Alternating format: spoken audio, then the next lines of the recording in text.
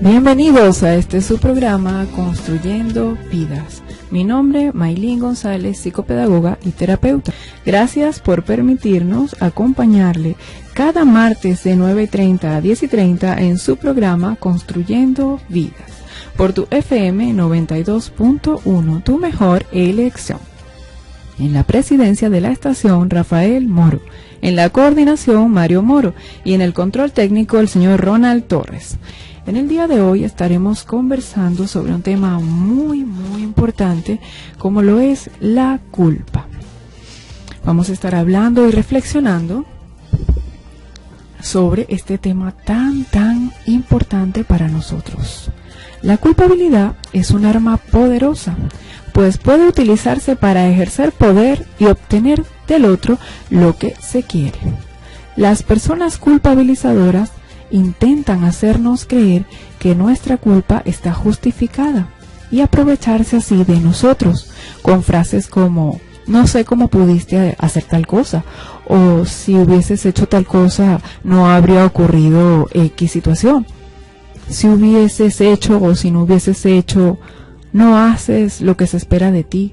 Con frases como esas se va labrando en nosotros desde que somos pequeños, en nuestros hogares, lo que es el sentimiento de culpa. La culpa está diseñada en nosotros para inclinarnos a buscar el perdón. En el momento que una persona se vuelve del pecado para poner su fe en el Señor Jesucristo, su pecado le es perdonado y el arrepentimiento conduce a salvación, a perdón y a restauración de cada una de nuestras relaciones. Vamos a hablar hoy de dos tipos de culpa. Una, la culpa en cuanto al remordimiento constante, el vivir en el sentimiento de culpa. Y la segunda es la culpa para convicción de pecados. Estaremos conversando hoy también sobre lo que es el sentimiento de culpa. ¿Cuáles son los elementos de la culpa? ¿Qué es o de qué se trata autoculparnos? ¿Cuáles son las características de una persona que se siente permanentemente culpable y que culpabiliza constantemente? ¿Cuáles son las consecuencias de vivir de la culpa? ¿Y cómo puedo dejar de culparme? Vamos a estar leyendo en la palabra de Dios en el libro de los Salmos, capítulo 32, y cito: Bienaventurado aquel cuya transgresión ha sido perdonada y cubierto su pecado. Bienaventurado el hombre quien Jehová no culpa de iniquidad y en cuyo espíritu no hay engaño. Mientras callé, se envejecieron mis huesos, en mi gemir todo el día, porque de día y de noche se agravó sobre mí tu mano, se volvió mi verdor en sequedades de verano. Mi pecado te declaré y no encubrí mi iniquidad. Dije, confesaré mis transgresiones a Jehová, y tú perdonaste la maldad sobre mi pecado.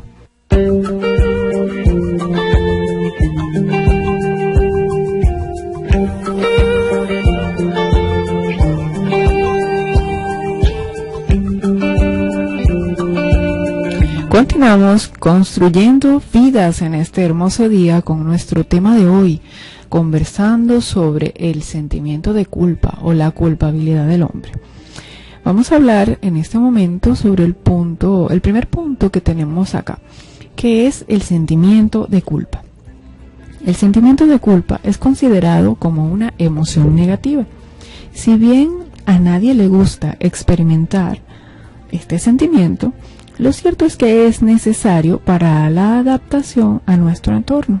Muchos autores coinciden en definir la culpa como un afecto doloroso que surge de la creencia o la sensación de haber traspasado las normas éticas, personales y sociales, especialmente si ha perjudicado a alguien. Su función es hacer consciente a la persona para facilitar los intentos de reparación. Existen personas que confunden esta emoción con la vergüenza, incrementando su malestar emocional, ya que al mezclar ambos sentimientos se retroalimentan entre sí. Podemos también ahora mencionar cuáles son los elementos de la culpa. Como parte de los elementos de la culpa, tenemos que estos se ubican en la conciencia moral de las personas. La conciencia moral sería lo que debemos y lo que no debemos hacer, lo que conocemos que debemos hacer y lo que conocemos que no está bien hacer. Eso sería la conciencia moral, y lo maneja de una forma diferente según su cultura cada persona. Y también tenemos, por supuesto, la guía o el patrón de la palabra de Dios para discriminar lo que es adecuado de lo que no es adecuado hacer.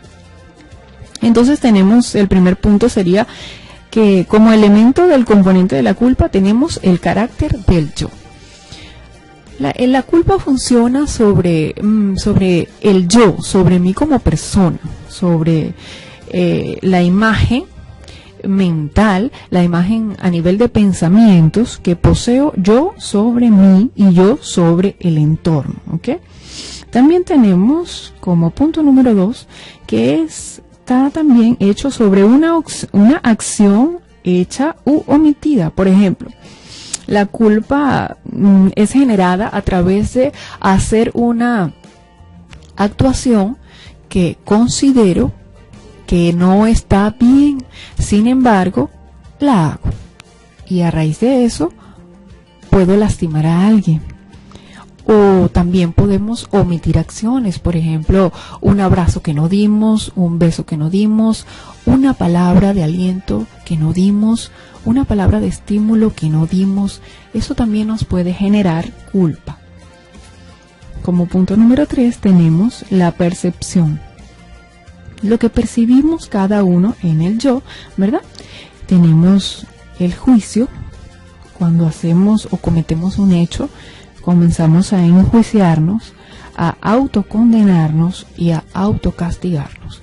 Esto se da a través de esos patrones de pensamiento que tenemos o que manejamos sobre nosotros mismos, y vienen influenciados precisamente de lo que es la carga cultural que manejamos, la información cultural que manejamos.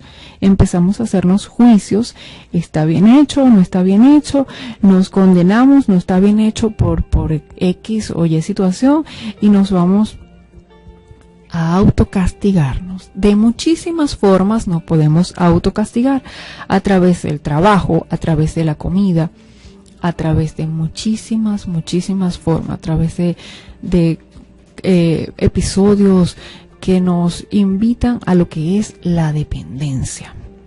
Y esto es algo destructivo. Como punto número 4 también tenemos la emoción derivada de la culpa. Una persona que vive permanentemente sintiéndose culpable puede poseer sentimientos de remordimiento. Esto lo invita a ser una persona con características manipuladoras o controladoras. Tenemos también lo que significa la autoculpabilización. Y esto viene dado por la manipulación.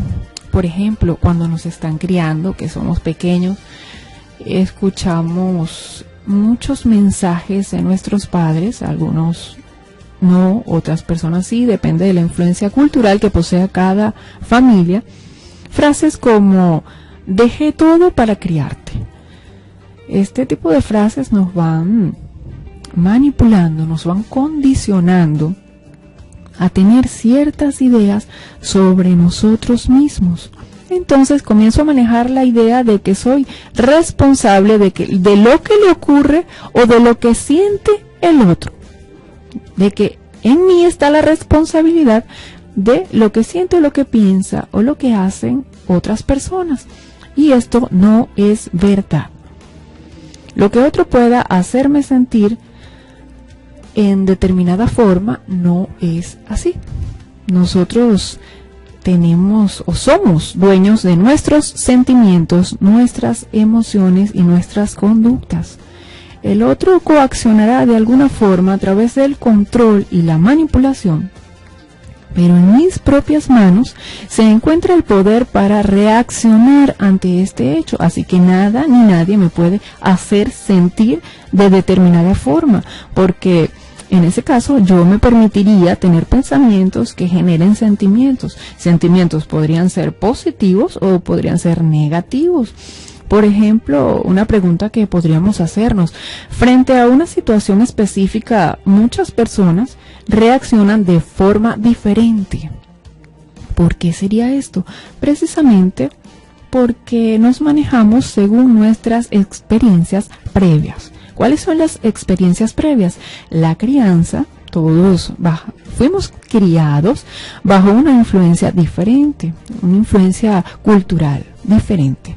Las creencias que traemos y la percepción personal del entorno. Esto nos hace reaccionar de manera diferente en cada caso. Y en este caso yo me entregaría a sentir. La palabra nos dice que engañoso es el corazón más que todas las cosas. ¿Quién le conocerá? Entonces no podemos confiar nuestra vida en los sentimientos. Estas personas tienen una tendencia a tratar de controlar, culpar, manipular, atemorizar, con el fin de buscar lo que quiere y así provocar vergüenza. Me hiciste sentir no es una frase ni un pensamiento adecuado, porque no podemos reaccionar frente a lo que las otras personas nos traten de generar. No, somos dueños. La palabra nos dice que tenemos dominio propio. Somos dueños de nuestra manera de pensar, de nuestra manera de sentir y de nuestra manera de vivir.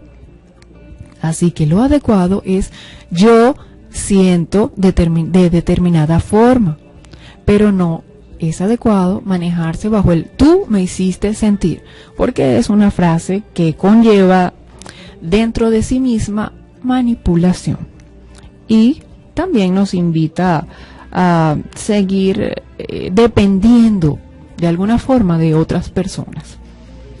El parte de madurar es asumir la responsabilidad precisamente de mis pensamientos, mis sentimientos y mis actos. Seguimos conversando y compartiendo el día de hoy sobre el tema importante de la culpa. Vamos a analizar ahora algunas características de las personas culpabilizadoras y son las siguientes. Esas personas frecuentemente están quejándose. Suelen ser bien conservadoras y encantadoras. Nunca tienen la culpa sobre nada. Si las cosas no salen a lo esperado, los demás son los que tienen la culpa, pero ellas no tienen la culpa. Te hacen creer que las cosas son culpa de otro, si las cosas no van bien. Todo su felicidad está en las manos de la otra persona. Toda la felicidad la ponen en manos de la otra persona y la culpabilizan de esa forma. Por ejemplo, en una relación matrimonial, cuando uno le dice al otro: tú tienes la culpa porque no soy feliz. Tenemos la creencia errada de enlazarnos en una relación matrimonial en busca de que el otro nos genere o nos provoque la situación de felicidad interior que estamos necesitando. Y es parte de los patrones o de las creencias erradas que traemos. La felicidad es interior y está hecha, diseñada para compartirse, no para buscarse en otra persona, y menos en una persona quizás aún más carente que nosotros. No, esta persona siempre acusa sutilmente, no tan abiertamente, sino de una forma más sutil. En presencia de este tipo de personas te sientes culpable. Tienes la impresión de hacer las cosas mal permanentemente e intentas siempre cambiar para darle satisfacción. te sientes incómodo al lado de este tipo de personas porque sientes algún tipo de presión para cambiar. No te sientes bien expresándote o sintiendo lo que tú eres. Estas son las características de las personas que constantemente están culpabilizando. Y bien, estas personas culpabilizan porque se sienten llenas de culpa. Son personas que viven permanentemente a través de lo que fue la influencia cultural de la culpa. Y como fue lo que aprendieron, es lo que saben ejercer o hacer. Ahora vamos a ver cuáles son las consecuencias de vivir permanentemente sintiendo culpa. Las personas que tienden a autoculparse frecuentemente sienten malestares de tipo emocional. Son personas llenas de estrés, son personas que en alguna habitación de su corazón sienten autodesprecio, desvalorización. Son personas autoexigentes, son personas muy exigentes consigo mismas. Son personas también perfeccionistas. Viven bajo emociones o sentimientos de tristeza. Tienen niveles bajos de autoestima. Sienten vergüenza al expresarse de manera pública o al expresar sus ideas. Y sienten también miedos. ¿Por qué? Porque cuando existe la culpa en el hombre, y nos vamos en este caso al libro de Génesis, donde Adán y Eva realizan o ejecutan lo que es la desobediencia, ellos entran en una situación de culpa delante del Creador. Acto seguido se llenan de miedo y de vergüenza. Se llenan de vergüenza y se cubren. ¿Por qué? Porque los ha invadido el miedo delante del Creador. Esto genera malestares emocionales, una situación de despreciarse a sí mismo por el descontento que tienes. Esto te hace sentir también desvalorizado. Comienzas a exigirte de manera exagerada por no haber cumplido con las expectativas que otros o que tú mismo se habían planteado. También te pones un poco perfeccionista. Y al no poder lograr todas estas cantidades de objetivos extremadamente altos, sientes tristeza. Y todo esto hace un conjunto que denominamos baja autoestima. Y es una manera de comportarse frente a la vida que no permite a la persona desarrollarse, que no la deja desarrollarse. Es un patrón de pensamiento, porque en la palabra de Dios también encontramos que cada uno de nosotros tiene un acusador. Y es como si cada uno de los días estuviésemos escuchando la voz de ese acusador y haciéndole caso, creyéndole al acusador. La culpa también es peligrosa cuando asumimos ser culpables de todo. Liberamos a las demás personas de su carga de responsabilidad en la situación, incapacitándolos para que no aprendan a reparar sus errores. Por ejemplo, si disculpamos, una cosa es perdonar y otra cosa es esta situación de la culpa. Si pasamos por alto e ignoramos una situación inadecuada en un niño como padres, pasándola por alto e ignorándola, que es diferente a perdonar, entonces estamos perpetuando o enseñándole a nuestro niño a no reconocer su error para poder repararlo. Es diferente a perdonar. Cuando hay un perdón, ¿verdad? Se reconoce la situación, se reconoce la consecuencia de la situación. Hay algo que debe suceder en consecuencia de esa situación, pero se sigue sintiendo amor y valoración hacia esa persona. se niega la culpa, olvidando el hecho, no hablando de él y justificándolo o minimizando los daños. Esta es una conducta que comienzan a tener este tipo de personas.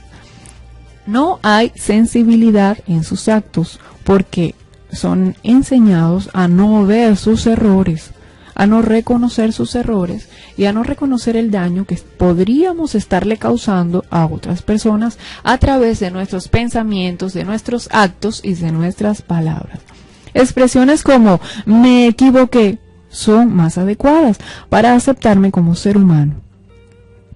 Tengo que responsabilizarme ante el hecho, repararlo con la persona indicada y recibir en mi corazón realmente el perdón, el amor de Dios y llegar a perdonarme. Y continuamos construyendo vidas por tu 92.1 FM. Continuamos conversando sobre este interesante y productivo tema para cada uno de nosotros, como es la culpa. En esta parte de nuestro programa vamos a conversar cómo puedo dejar de culparme. Ya conocimos cómo es más o menos el ciclo de la culpa. Cuáles son los sentimientos que genera la culpa, los elementos, cómo es que me autoculpabilizo y culpabilizo a los demás. Y ahora vamos a hablar de cómo dejar de culparme. Dios quiere que seamos personas libres, que seamos real y verdaderamente libres, porque su palabra dice que al que el Hijo del Hombre libertare, ese realmente sería libre. Vamos a conversar ahora sobre cómo puedo dejar de culparme. Y en este momento tenemos que hablar sobre las verdades bíblicas, las verdades que nos dejó escritas en el manual de vida que se llama la Biblia. Debemos identificar hacia qué específicamente sentimos culpa, en qué área de nuestra vida experimentamos culpa. Para esto debemos analizar nuestros pensamientos, las creencias que tenemos sobre diferentes situaciones y cómo reaccionamos ante ellas.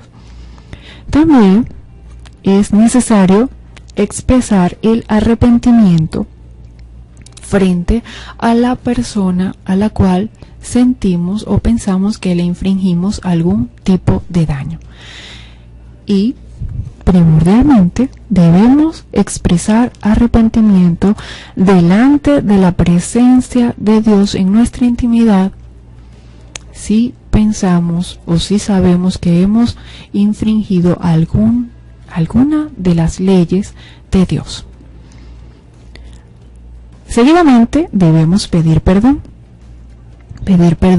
al Padre Celestial por aquellas personas, por aquellas cosas, aquellas situaciones que hemos de pronto generado una herida en el corazón de Dios y una herida en el corazón de alguna persona. Debemos expresar ese perdón para poder recibirlo. Expresa tu intención también de llevar a cabo una conducta reparadora. En el caso de la presencia de Dios, expresa tu arrepentimiento genuino, sincero. Expresa pide perdón delante de la presencia de Dios e intenta cambiar de mecanismo y pide a Dios que te ayude o que nos ayude en cada una de estas áreas de nuestra vida donde necesitamos esa restauración que viene solamente de Dios. Y con relación a alguna persona vamos a expresarle nuestro arrepentimiento, pedir o solicitar ese perdón y expresarle esa intención que tenemos de llevar a cabo una conducta que genere cambios a favor de ella y de alguna manera compensar el daño que podríamos haberle causado. Y nos fundamentamos para esto en la palabra de Dios en el primer libro de Juan, capítulo 2, versículo 1. Hijitos míos, estas cosas escribo para que no pequéis. Y si alguno hubiere pecado, abogado tenemos para con el Padre, a Jesucristo el justo. Fíjense que así como tenemos un acusador, a quienes muchas personas están creyendo actualmente, aún más fuerte y más poderoso tenemos abogado, que se llama Jesucristo. Y Él es abogado en toda situación delante del Padre para con nosotros. También tenemos en el primer libro de Juan, capítulo 1, versículo 9, esta verdad tan grande que dice que si confesamos nuestros pecados, Él es fiel y justo para perdonarnos y limpiarnos. Esto nos recuerda que no es tan importante o no es adecuado realmente vivir en una situación de culpa permanente, porque la palabra de Dios nos promete, nos dice contundentemente que si confesamos nuestros pecados, Él es fiel y justo para perdonarnos y para limpiarnos. Al perdonarnos y limpiarnos, somos personas, o deberíamos funcionar como personas transformadas, porque a través de la palabra de Dios adquirimos nuevos valores que son distintos a los valores culturales con los que nos han criado. Y estos valores bíblicos nos van a llevar a la verdadera felicidad y paz interior. También tenemos en el segundo libro de Corintios, capítulo 5, versículo 17, de modo que si alguno está en Cristo, nueva criatura es. Las cosas viejas pasaron, he aquí, todas son hechas nuevas. Amados, escucha. Vuelvo a leer. De modo que si alguno está en Cristo, nueva criatura es. Las cosas viejas pasaron.